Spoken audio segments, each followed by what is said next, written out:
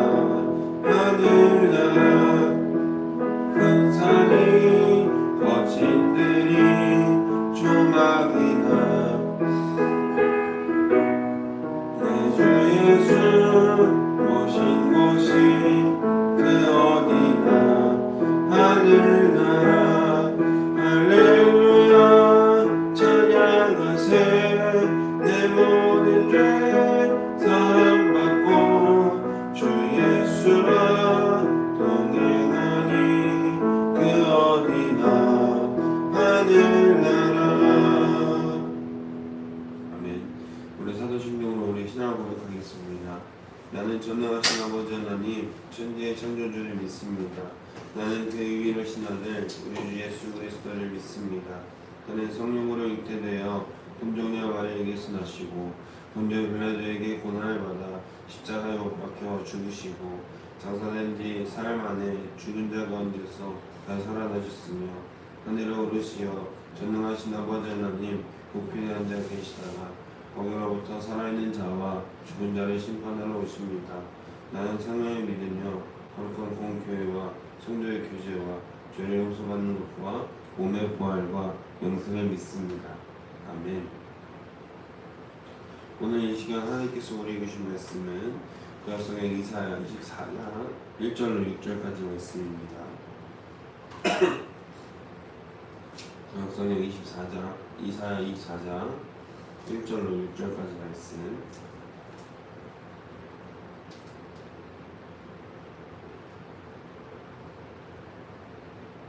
다 찾으신 줄로 믿고 함께 한 목소리로 하나님의 말씀 받들겠습니다.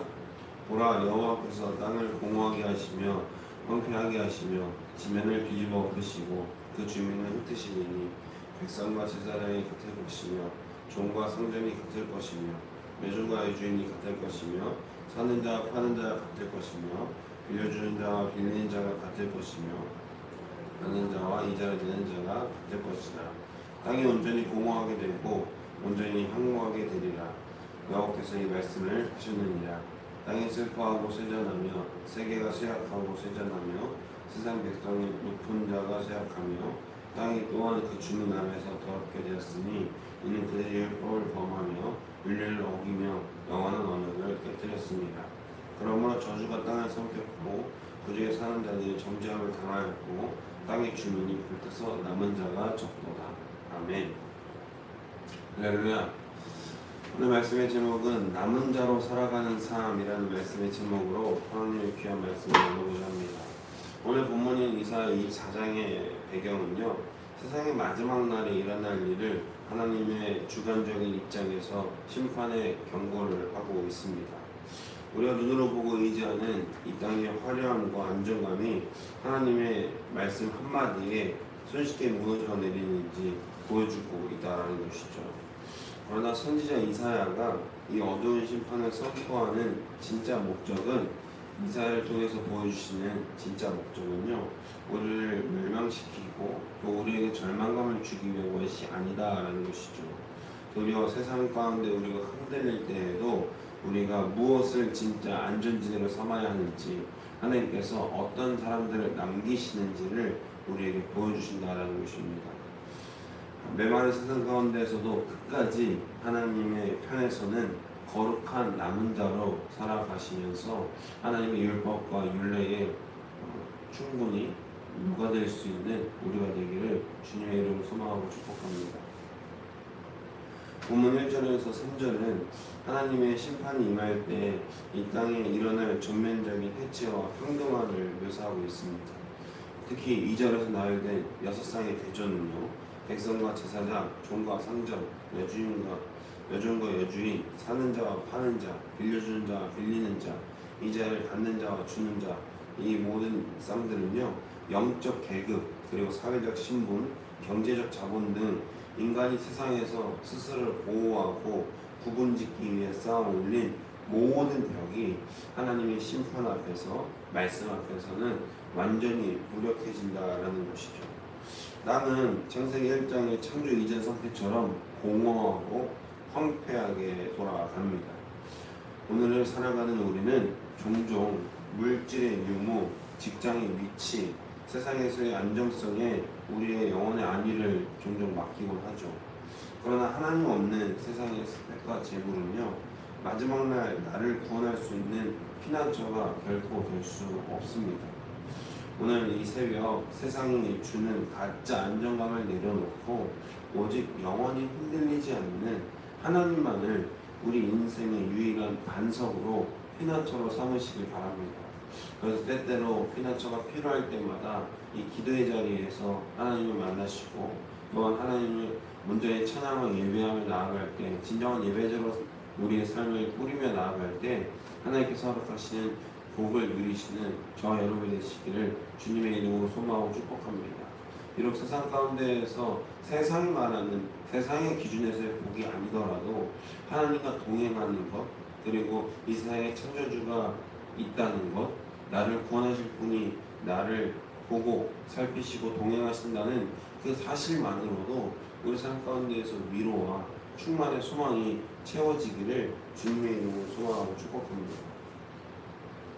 이처럼 무서운 땅의 황폐함은요, 단순한 자연재해나 우연한 비극이 아닙니다. 이사야 선지자는 5절에서 그 근본적인 원인을 명확히 지적하고 있는데요, 이는 그들이 율법을 범하며 율례를 어기며 영원한 언약을 깨뜨렸습니다. 아멘. 여기서 영원한 언약은 노아에게 주셨던, 혹은 모세에게 허락되어진 창조 질서와 도덕적 법도, 그리고 하나님과의 거룩한 관계를 포함합니다. 인간이 하나님의 말씀을 무시하고 욕망을 따라 살 때 그 죄는, 독소는 인간 자신뿐만 아니라 그들이 딛고 서 있는 땅과 환경까지 더럽히게 되는 것이죠. 심판은 하나님이 억지로 내리시는 폭력이 아니라 말씀의 울타리를 벗어난 인간의 죄가 불러온 당연한 열매라는 것이죠. 우리의 일상을 돌아보게 됩니다. 혹시 세상 사람들과 똑같이 이익을 위해 타협하고 하나님의 율례와 언약의 말씀보다 내 경험과 욕심을 우선시하고 있지는 않은지를 생각해 보게 되는 것이죠.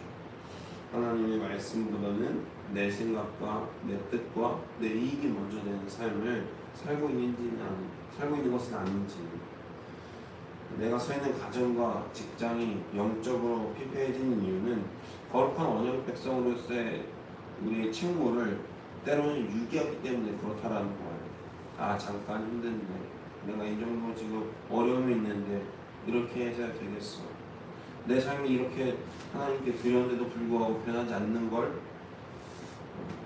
세상의 기준에 여전히 우리가 속고 있다는 것이죠. 사도 요한, 세례 요한을 생각해 보십시오.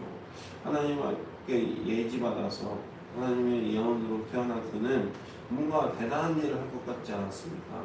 이 땅에 메시아가 오는 것을 선포하고 말씀으로 살아가며 평생 광야에서 외친 자의 소리로 살아갈 때 그가 무엇이 있었습니까? 명예가 있었습니까? 부가 있었습니까? 물질이 있었습니까? 아무것도 없었습니다. 한낱 광야에 외친 자의 소리로 평생토록 자신의 인생을 갉아서 하나님의 복음을 전하는 메시아의 뒷길을 예비하는 예비자로서의 평생 삶을 살아갔던 사람 아닙니까? 그런데도 불구하고 세례 요한의 말씀에는 그리고 그의 인생에는 확신이 있었습니다. 내 뒤에 오시는 이는 나는 물로 세례를 주시지만 내 뒤에 오시는 분은 불로 세례를 주시는 분이시다. 성령의 불로 세례를 주시는 분이시다. 나는 그분의 신발끈을 풀기도 감당하지 못합니다. 메뚜기를 먹으면서 돌꿀을 채취해내면서 정말 최소한의 단백질과 영양분만을 먹으며 그 아무도 알아주지 않아도 자신만의 길을 걸어갔던 세례요한. 그의 인생은 실패한 삶입니까? 절대 그렇지 않죠. 하나님 말씀대로 철저하게 살았던 그 누구보다도 성공된 삶이었습니다. 그러나 세상의 기준으로 보면 돈 없죠, 명예 없죠, 그리고 또 권력에 의해서 죽게 되잖아요.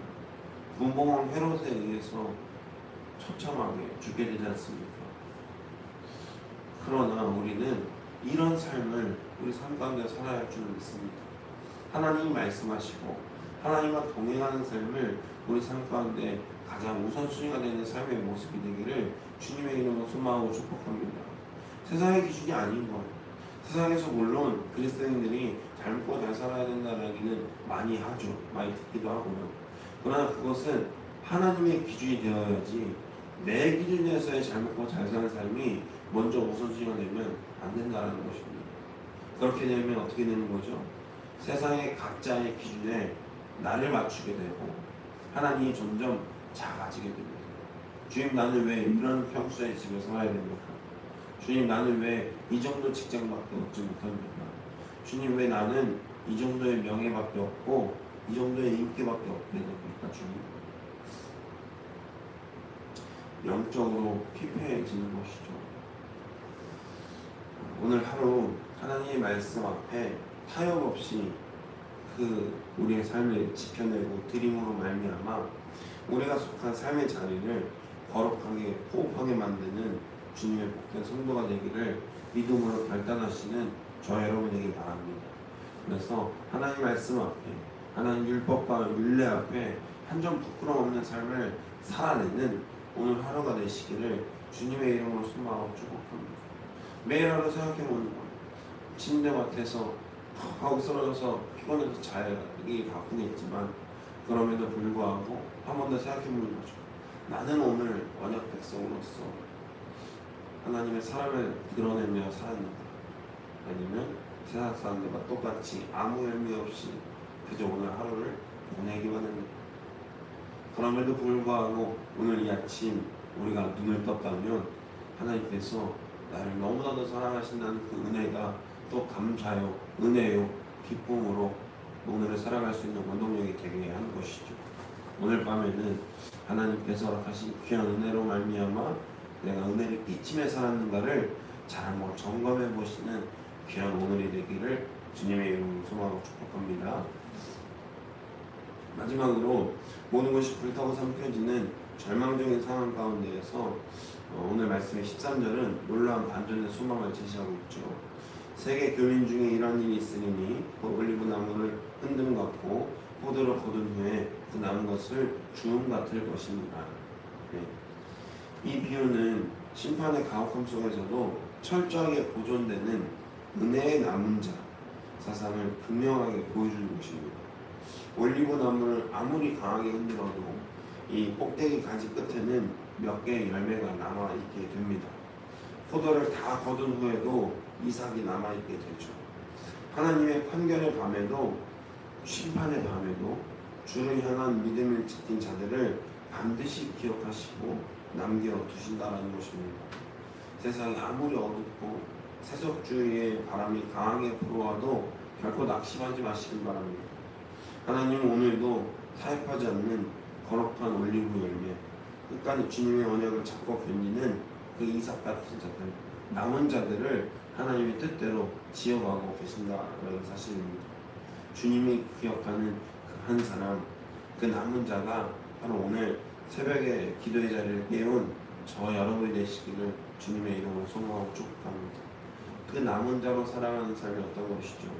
주의 말씀에 순종하고 작은 일이라도 하나님께 충성하고 복되며 믿음의 열매들을 맺어가는 삶이라는 것이죠. 세상의 열매들을 맺어가기보다는 하나님의 열매들을 맺어가고 오래 참고 자비하고 충성되고 절제하며 온유하고 희락과 화평을 가지고 이 세상 가운데에서 거룩하게 살아갈 수 있는 삶, 그 삶이 바로 하나님 말씀대로 남은 자로서 또 그리스도인이 하나님께 받은 거룩한 사랑으로 살아가는 삶이 아닐까 생각합니다. 말씀을 정리하려고 합니다. 사랑하는 성도 여러분, 세상의 모든 화려함은 곧 지나가게 됩니다. 곧입니다. 인간의 신분과 재물은 결국 공허해집니다. 여러분 혹시 1912년에 침몰한 타이타닉호를 아십니까? 역사로 제대로 몰라도 그 영화는 다들 보셨죠? 영화 보셨죠? 네. 안 봤으면 큰일 날 뻔했습니다. 영화로 본 사람들은요, 당대의 사회적 분위기가 배경이 잘 와닿지 않을 수도 있겠지만 당시의 타이타닉호 안에는요, 세상의 부와 명예, 높은 신분을 자랑하는 정재계의 명사들이 대거 탑승해 있었습니다. 그래서 1등 항해실과 3등 백성들의 삶은요, 일반 칸의 사람들은 하늘과 땅 차이처럼 신분이 그렇게 철저하게 나눠져 있었다는 거예요. 그러나 차가운 바닷속으로 배가 침몰하기 시작했을 때 그들이 누리는 신분과 통장 잔고, 화려한 옷과 보석은 단 한 사람의 목숨도 구원하지 못합니다. 배가 가라앉은 후에 리버풀의 선사 사무실 벽에 걸린 명단은 단 2부였습니다. 구원받은 자, 실종된 자. 오늘 본문이 우리에게 보여주는 마지막 날의 모습이 바로 이와 같다라는 거예요. 세상이 자랑하는 계획과 재물, 스펙의 차이는 하나님의 심판대 앞에서 아무것도 중요해지지 않습니다. 완전히 무력해지는 것이죠. 세상의 화려한 배는 결국 침몰하게 됩니다. 오직 하나님의 언약 안에 거하는 자만이 영원한 생명의 항구에 다다르게 되는 것이죠. 오늘 하루를 살아갈 때 언젠가 사라질 가짜 배에 우리의 영혼을 맡기지 맙시다. 말씀에 순종하며 남은 자의 자리를 끝까지 충성으로 지켜냄으로써 마지막 날 주님 앞에 구원받은 자로서 기쁘게 서 있는 거룩한 성도님들 되시기를 바랍니다. 그러나 하나님의 말씀과 그 언약 안에 거하는 자는 결코 흔들리지 않는 것이죠. 세상이 아무리 우리를 흔들려고 해도 계속해서 말하는 세상의 기준으로 나를 자꾸 올가매고 흔들려고 합니다. 우리 당장 세상 밖에 나가면 어떻죠? 계속해서 비교하는 것들이 너무나도 많아요. 저 사람은 되게 좋은 차를 타네. 저 사람 되게 좋은 옷을 입었네. 좋은 액세서리를 했네. 좋은 직장을 다니네. 여러 가지 비교할 것들이 많지만 결코 흔들리지 않고 낙심하지 마시기 바랍니다. 결국 그들과 우리의 삶에서 가장 극명하게 나뉘는 것은 무엇이죠? 구원받았냐? 아니면 나중에 심판받게 됩니다. 구원받았느냐? 아니면 나중에 지옥까지 떨어지게 됩니다. 그거 하나밖에 남지 않는다는 거예요.